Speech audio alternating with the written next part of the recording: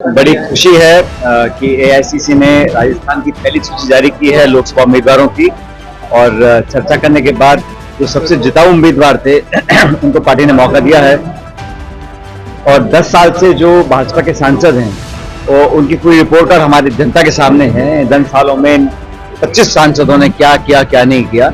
और ये चुनाव जो है परफॉर्मेंस पे, सरकार की गवर्नेंस पे और 10 साल की रिपोर्ट कार्ड पर लड़ा जाएगा। राहुल गांधी जी की यात्रा लगातार चल रही है। आज महाराष्ट्र में गए हैं और लगातार खड़गे साहब और राहुल गांधी जी वो बात कर रहे हैं जो जनता की बातें हैं। लोकसभा चुनाव से पहले जो जनता सुनना चाहती है, युवाओं के लिए, महिलाओं के लिए, SC/ST के लिए, गरीबों के लिए, किसानों के लिए।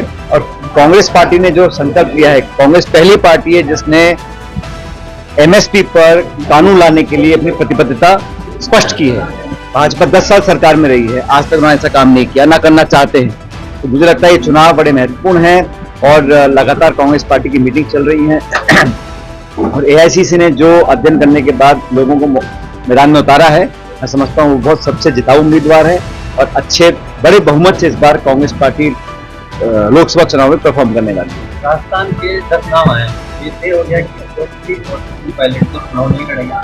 देखिए, जो भी चुनाव लड़ेगा या नहीं लड़ेगा इसका निर्णय अखिल भारतीय कांग्रेस कमेटी के अध्यक्ष और हमारी CEC होती है, जो सेंट्रल इलेक्शन कमेटी होती है, वो सारी बात संज्ञान में लेने के बाद अलग अलग व्यक्तियों को, कार्यकर्ताओं को, नेताओं को जिम्मेदारी देती है। किसी को प्रदेश की, किसी को जिले की, किसी को चुनाव की, किसी को प्रचार की, तो अलग अलग काम बटे हुए हैं। लेकिन जो भी चुनाव लड़ रहा है उम्मीदवार, वो कांग्रेस पार्टी का उम्मीदवार है और हम सब लोगों का उम्मीदवार है। तो जो 10 नाम अभी सामने आए हैं तो सबकी सलाह से, सबको कंसल्ट करने के बाद, बहुत गंभीर विचार विमर्श करने के बाद वो निष्कर्ष पर पार्टी पहुंची है। और आप देखिएगा जो लिस्ट आई है उसमें काफी सारे नौजवानों को मौका दिया है, कुछ अनुभवी लोग भी हैं, लेकिन सबसे जिताऊ उम्मीदवार है उसको पार्टी ने नॉमिनेट किया चुनाव लड़ने के लिए।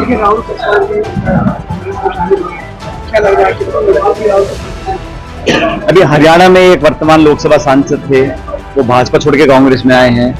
राजस्थान में वर्तमान लोकसभा सांसद वो भाजपा छोड़ के कांग्रेस में आए हैं। तो हमारे पास तो वर्तमान सांसद विधायक आ रहे हैं और बीजेपी में सब पूर्व जा रहे हैं जो कभी हुआ करते थे। तो इस बात को भी जनता को समझना चाहिए।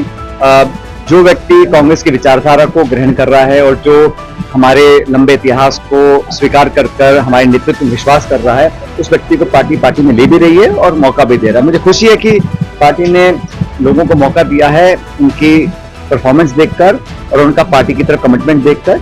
और सभी जो 10 अब तक नाम आए हैं वो सब जिताऊ उम्मीदवार हैं हमारे। गंभीर मामला पूर्व मंत्री तो एक साथ जाते हैं तो नहीं नजर आता। देखिए, कोई भी व्यक्ति अगर, जैसा मैंने कहा कि अगर कोई पार्टी छोड़ता है, उनकी क्या मजबूरियां थी, क्या व्यवस्थाएं थी, मैं नहीं जानता हूं। लेकिन अचानक इतना बड़ा हृदय परिवर्तन होना चुनाव से ठीक पहले, जनता सवाल पूछ सकती है कि ऐसा इस मौके पर क्यों किया गया। बहरहाल ये उनका व्यक्तिगत निर्णय है, मैं तो टिप्पणी नहीं करना चाहता हूँ। हर व्यक्ति स्वतंत्र है अपनी विचारधारा को चुनने में, अपने राजनीतिक रास्ते को चुनने में, और ये समय और जनता बताएंगे कि ये निर्णय सही था या गलत था। मैं ऐसा मानता हूँ कि 10 साल के कार्यकाल के बाद अब मैं कई राज्यों में दौरा मैंने किया है, अच्छा माहौल हमारे इंडिया अलायंस का बन रहा है। हमारे 1-2 घटक दलों से हमारी समझौते पूरी तरह संपूर्ण नहीं हो पाए हैं, लेकिन बहरहाल जो 2 दर्जन पार्टियां लड़ रही हैं इंडिया अलायंस में, मजबूती से लड़ रही हैं। और मुख्य मुकाबला उत्तर भारत में खास तौर से भाजपा कांग्रेस का होगा।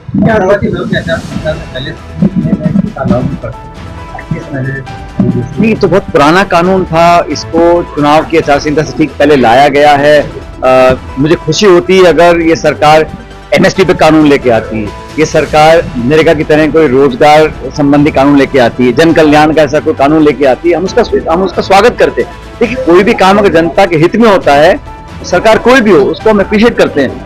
लेकिन ये जो किया गया है ठीक पूर्व संध्या पे चुनाव के, ये कहीं ना कहीं इसमें ध्रुवीकरण करने की कोशिश मैं समझता हूँ केंद्र सरकार की रही है।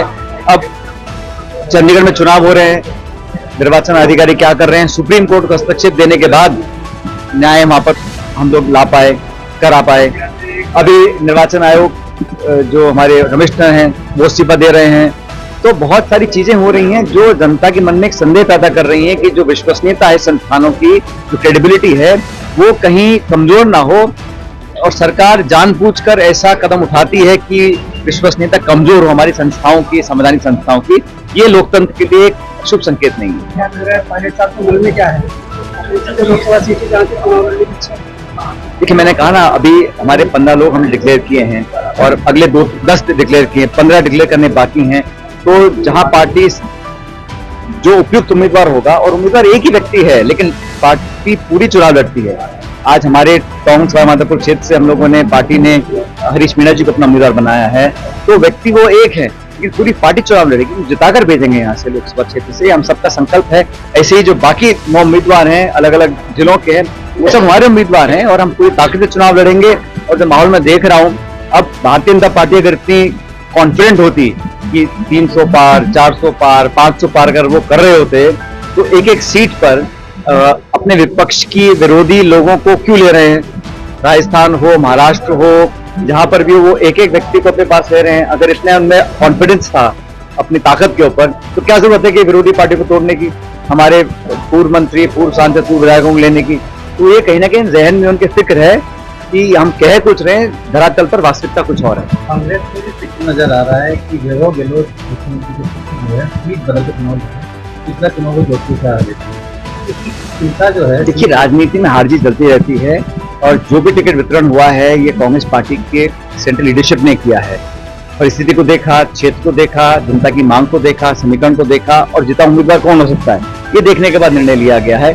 जो भी जहां से चुनाव लड़ रहा है पूरी मजबूती से लड़ेगा। कांग्रेस पार्टी एकजुटता से चुनाव लड़ेगी और सफलता हासिल करेगा।